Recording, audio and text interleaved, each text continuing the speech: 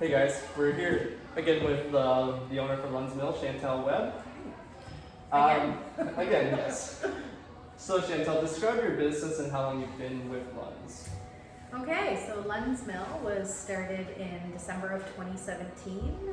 We were kind of a homebrew team to start with, and brought in myself and Chad with our expertise in business management and running different restaurants and things like that.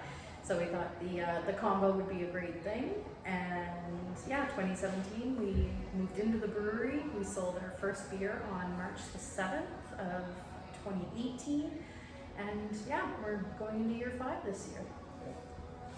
Why did you choose to do that with Lunns? To do Lunns, the brewery, well, the craft beer scene was pretty new then. I think we had, I believe it was 25 or 30 breweries at the time in Nova Scotia. They were pretty much concentrated in the city, and we didn't have anything in our county at all. So the closest was in Berwick, and we thought the time was right. We brewed some really good beer, and I think we had a couple fans, and yeah, it grew from there. So what's something most people wouldn't know about Lunns? The history of Lunns is a really cool thing too. Lawrencetown was originally called Lunns Mill after a rich man who had 2 different mills in the town, a grist mill and a sawmill. So that is kind of interesting. The building that we're in was not the mill, although people think that. It was a tree nursery for DNR from the 50s, and you can still kind of see where all the old greenhouses are attached to the building. There's lots and lots of doors there. And I think just the fact that we're the first brewery in Annapolis County is kind of Definitely a huge thing. So what's the goals for Lunns? Is there any expanding or? World domination, really.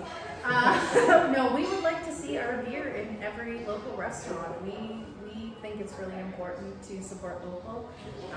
We do it in every capacity possible. We buy our local hops, we get grains when we can. We use local artists to design our cans. Our staff is, a huge part of everything that we do, and we involve everyone in it. So if we could, get every restaurant on board and be just as proud of our beers as we are. So do you think there's a big difference in the neighborhoods between like Lawrencetown and Bridgetown? There's a huge difference. Bridgetown's a working town / retirement town, where Lawrencetown feels a little bit more student-based, with college being there, and definitely a smaller population. But yeah, we've noticed a big change in the clientele from both spots. Mm-hmm. Yeah. It must More have rural, really obviously. affected the business with COVID last year.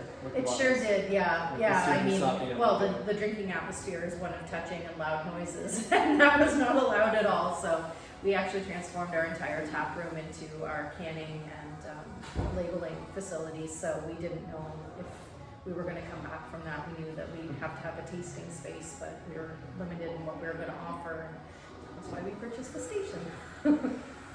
So what would you like to see in that neighborhood, like the Lawrencetown, Lunns Mill area? I'd like to see more access. It's really frustrating being on the 201 and off the beaten track.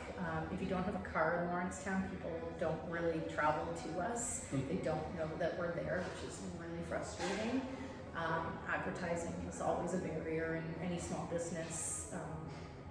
Word of mouth is kind of what gets you there, but to have a lot more signage would be great without being that eyesore in the community too. So yeah, I'd like to see somehow them hook up the rails to trails to us. We're kind of right across from the Lawrencetown exhibition in their backyard, and a little something over the river would be great just to get people to come to us safely.